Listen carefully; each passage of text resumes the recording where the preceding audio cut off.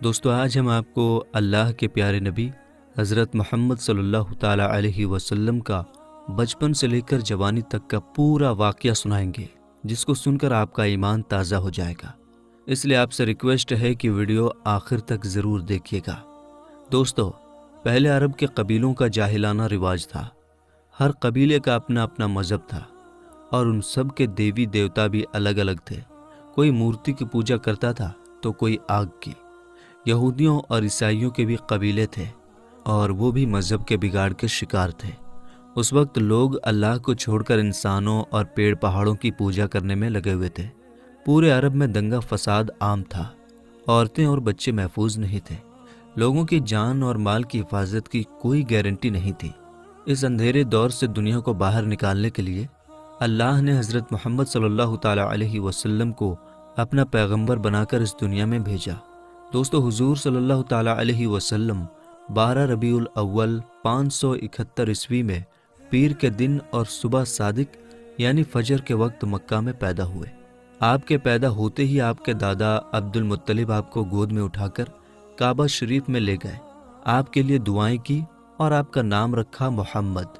پوتے کی پیدائش کی خوشی میں آپ کے دادا نے 7ویں دن اپنے قبیلے کے لوگوں کی دعوت کی۔ لوگوں نے آ کر آپ کے دادا سے پوچھا کہ آپ نے ان کا نام محمد کیوں رکھا ہے؟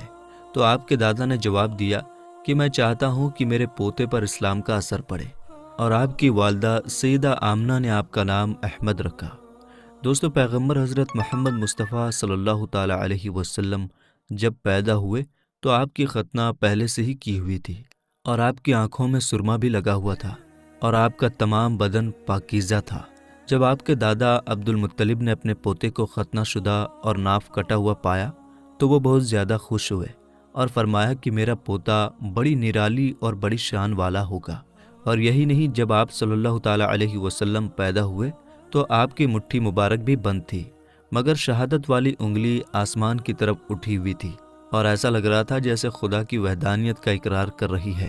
دوستو، جب حضرت محمد صلی اللہ تعالیٰ علیہ وسلم پیدا ہوئے تو اس وقت عرب میں یہ رواج ہوا کرتا تھا کہ شہر کے بڑے لوگ اپنے بچوں کو دودھ پلوانے کے لیے اور پلنے بڑھنے کے لیے دیہاتوں میں بھیج دیا کرتے تھے، تاکہ گاؤں دیہات کی کھلی ہوا میں رہ کر ان کا بچہ خوب صحت مند بنے۔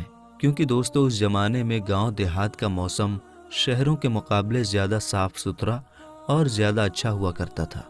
اسی وجہ سے گاؤں دیہات میں پلے بچے زیادہ صحت مند اور موٹے تازے ہوا کرتے تھے۔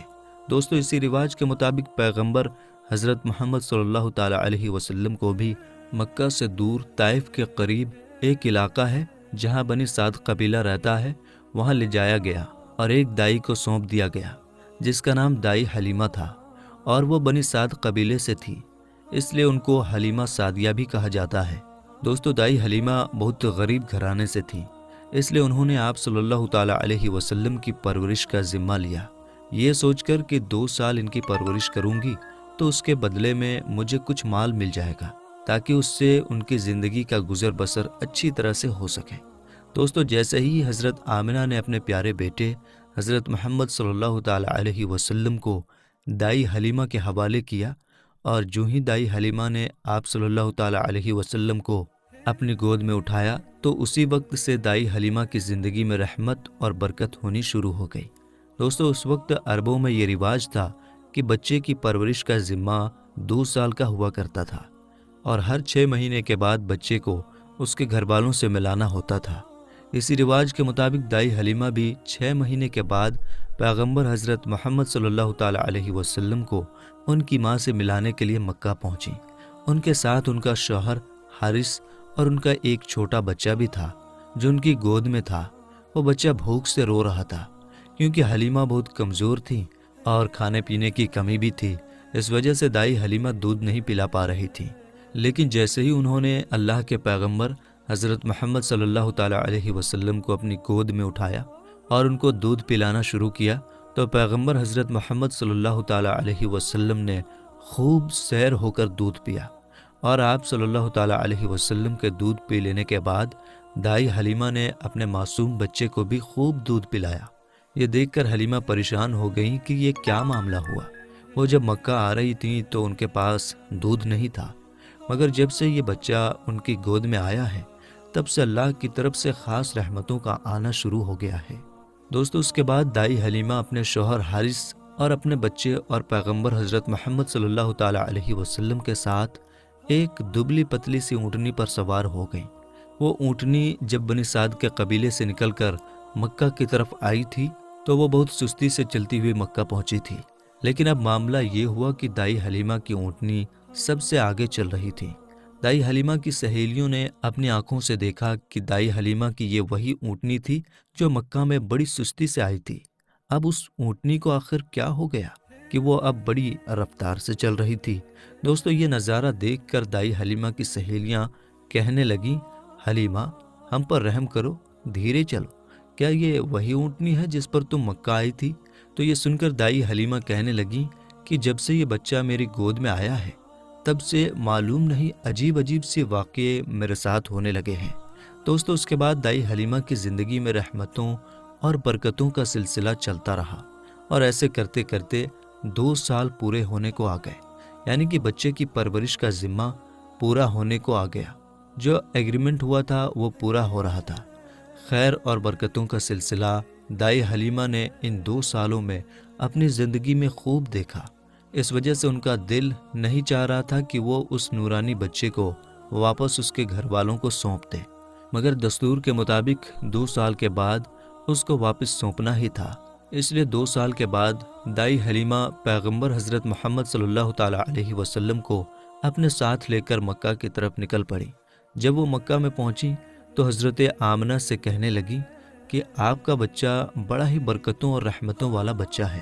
جب سے یہ بچہ میری گود میں آیا ہے تب سے میری تو زندگی ہی بدل گئی ہے۔ میری زندگی میں برکتوں رحمتوں کا دور شروع ہو گیا ہے۔ اس لیے میری آپ سے گزارش ہے کہ آپ تھوڑے دن اس بچے کو میرے پاس رہنے دیں، میں تھوڑے دن اس کی پرورش کرنا چاہتی ہوں۔ تو یہ سن کر حضرت آمنہ نے پہلے تو انکار کر دیا، مگر دائی حلیمہ کے بار بار کہنے پر حضرت آمنہ تیار ہو گئیں اور کہنے لگیں کہ تھوڑے دن اور اپنے پاس رکھ لو، پھر واپس آ کر مجھے دے جانا۔ اس طرح سے دائی حلیمہ آپ صلی اللہ تعالی علیہ وسلم کو واپس اپنے ساتھ لے گئیں۔ دوستو ایسے کرتے کرتے پیغمبر حضرت محمد صلی اللہ تعالی علیہ وسلم کی عمر مبارک 4 سال کی ہو گئی۔ جب آپ کی عمر مبارک 4 سال کی ہوئی تو ایک دن آپ دائی حلیمہ کے گھر کے باہر کچھ بچوں کے ساتھ کھیل رہے تھے۔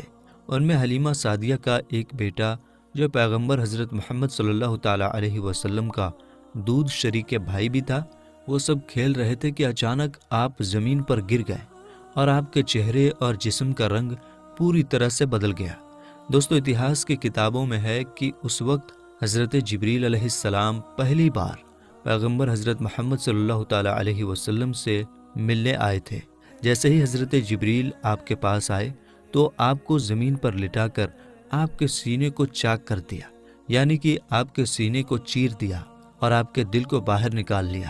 اس کے بعد آپ کے دل کو زمزم کے پانی سے دھویا اور آپ کے دل پر جو ایک کالے رنگ کا چھوٹا سا لوتھڑا تھا اس کو ہٹا دیا اور یہ کہا کہ آج سے شیطان کے حصے کو دور کر دیا، اور اس کے بعد آپ کے دل کو واپس آپ کے سینے میں رکھ دیا۔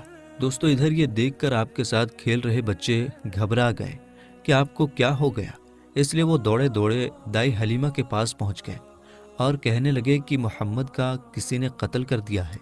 تو یہ سن کر دائی حلیمہ بہت گھبرا گئیں اور پریشان ہو اٹھی اور بھاگتی ہوئی سوچنے لگی کہ مجھے 2 سال کے بعد ہی اس کو اس کی ماں کو دے دینا چاہیے تھا، اب اس کی ماں کو میں کیا منہ دکھاؤں گی۔ یہ سوچتے ہوئے دائی حلیمہ بھاگتی ہوئی آپ تک پہنچی تو حلیمہ نے دیکھا کہ آپ کا جسم کا رنگ بدلا ہوا ہے، مگر تھوڑی دیر کے بعد آپ کو ہوش آ گیا۔ یہ دیکھ کر حلیمہ کی جان میں جان آئی اور کہنے لگی اب اس کو اور نہیں رکھوں گی اپنے پاس۔ اس کے بعد دائی حلیمہ مکہ پہنچی اور پیغمبر محمد صلی اللہ تعالی علیہ وسلم کو حضرت آمنہ کے حوالے کر دیا۔ دوستو اس کے بعد 4 سال کی عمر کے بعد آپ اپنی ماں حضرت آمنہ کے پاس رہنے لگے۔ اس کے بعد